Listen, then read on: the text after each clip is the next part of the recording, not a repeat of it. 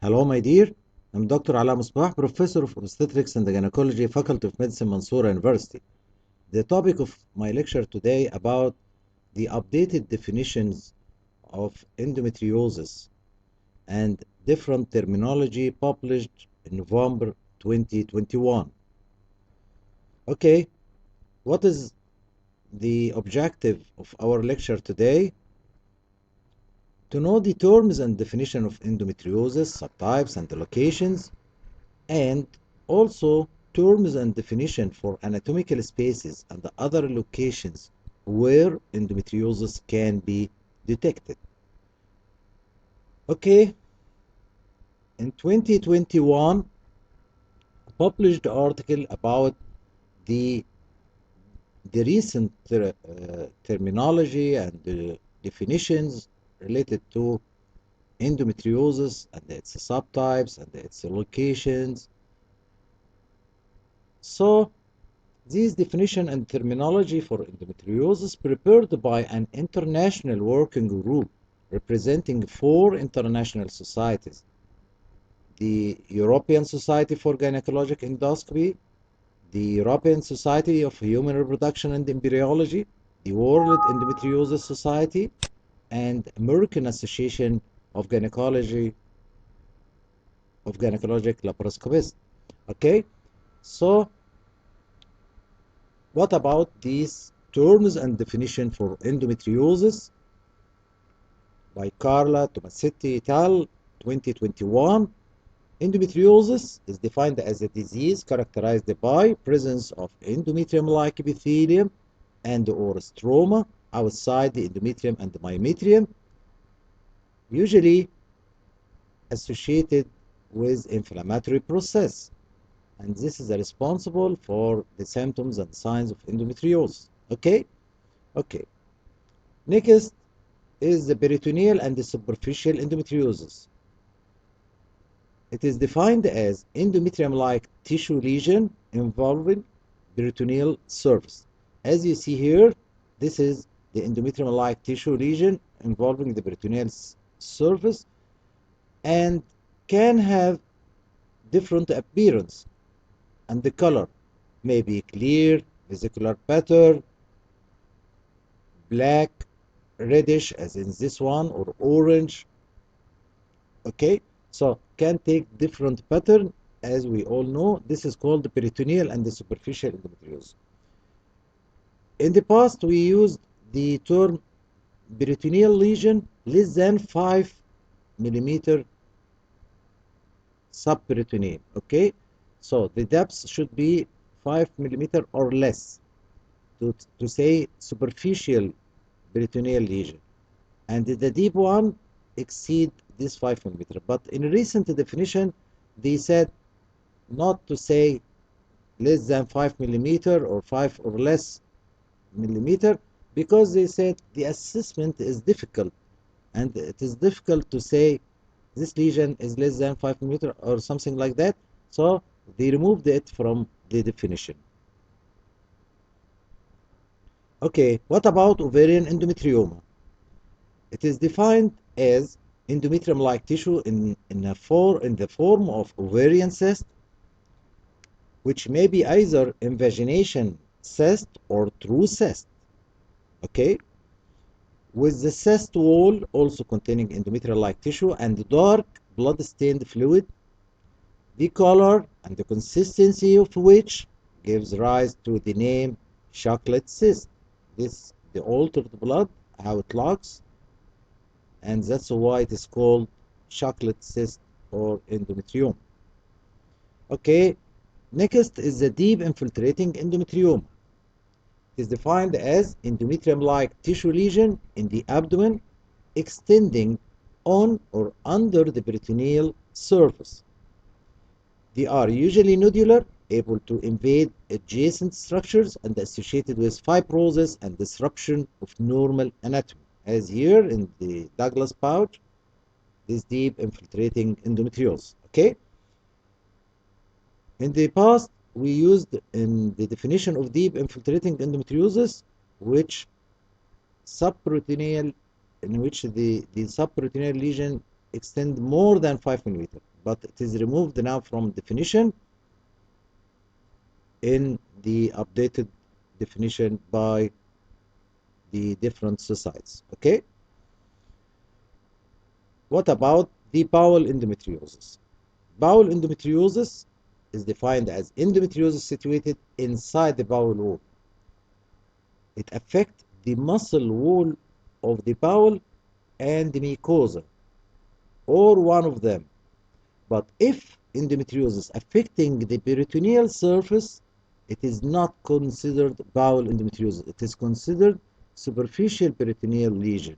Take care about this point because it is important. And the commonly affected bowel is the rectosigmoid. This is the commonest, but it can affect different parts of gastrointestinal symptom. The same for bladder endometriosis. It is defined as endometriosis involving the detrusor muscle and or bladder mucosa. But if affecting the peritoneal surface of the bladder, it is considered peritoneal endometriosis. So to say bladder endometriosis must affect the detrusor muscle or the mucosa of the bladder. Okay, what about the extra-abdominal endometriosis? Extra-abdominal endometriosis means endometrium-like tissue outside the abdominal cavity. But here I wanted to let you know something about the endometriosis of the vagina and the endometriosis of the diaphragm. Should we consider it abdominal or not? Yes, we can consider it an extended abdominal. With this exception, vagina and the diaphragm, extended abdominal. Okay, so other endometriotic lesion outside the abdominal cavity is named according to the site. We can say lung endometriosis and so on, or chest endometriosis and so on. So according to the site. And for the vagina and diaphragm, we say extended abdominal endometriosis. Okay. Next is the iatrogenic endometriosis. What is the iatrogenic endometriosis? These lesions resulting from direct or indirect dissemination of endometrium during surgery. So give me example about the iatrogenic endometriosis. Like that happening after cesarean section and affecting the anterior abdominal wall. This can the subcutaneous tissue, the fascia, the muscle wall of the anterior abdominal wall.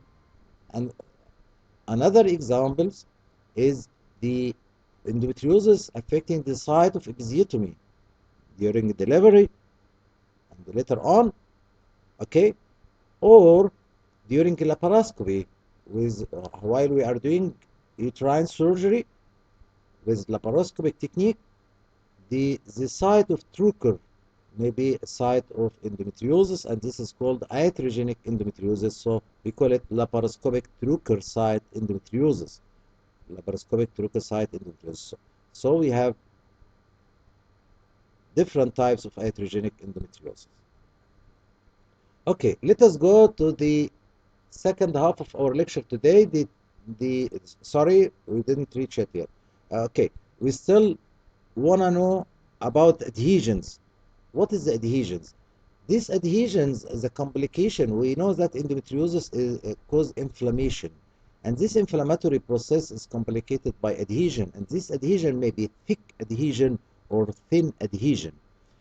Thick adhesion make the organs fixed to each other, and thin adhesion, film-filmy adhesion, as in this picture, can be cut easily during laparoscopic adhesolysis. Okay, so I have thick adhesion and thin adhesion, and this affecting the pelvic organ and the abdominal organs. And this adhesion fix the organ with each other.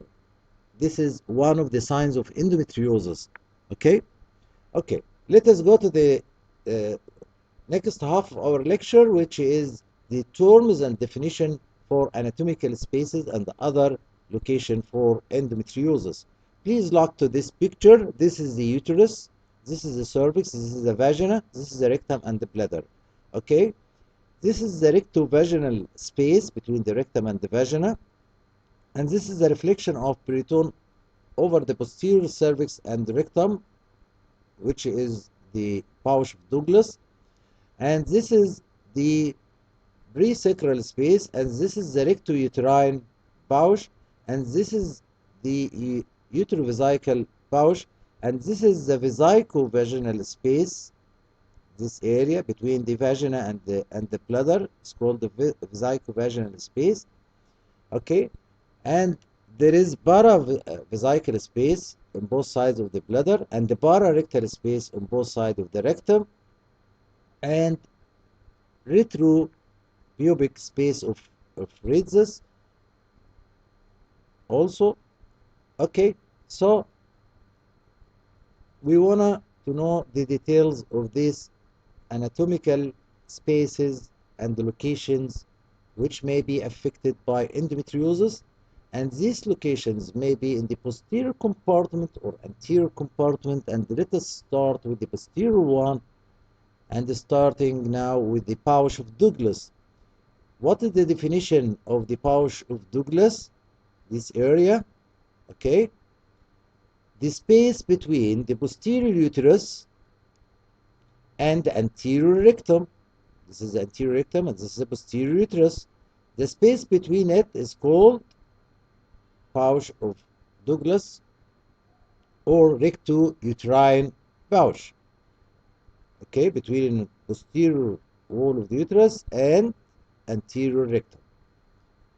It is bordered laterally by the rectouterine folds, which is considered peritoneal folds that extend from the rectum, peritoneal fold from the rectum to the posterior broad ligament at the cervix.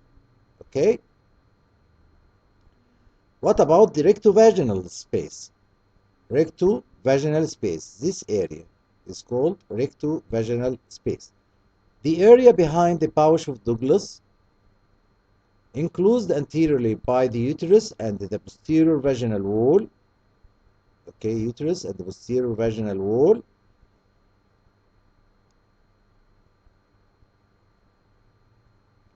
So, anteriorly, the boundaries of rectovaginal space, the uterus and the posterior vaginal wall.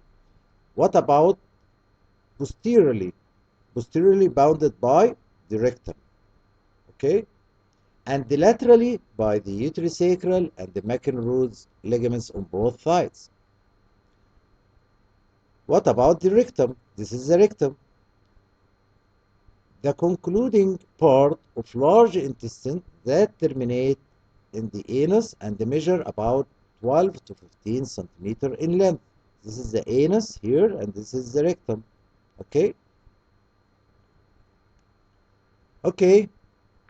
What about the retrocervical area? This area. This is the cervix and this is the retrocervical area. This is the area behind the cervix and above the rectovaginal space. This area behind the cervix and above the rectovaginal septum. Okay. What about the uterosacral ligaments? Uterosacral ligaments.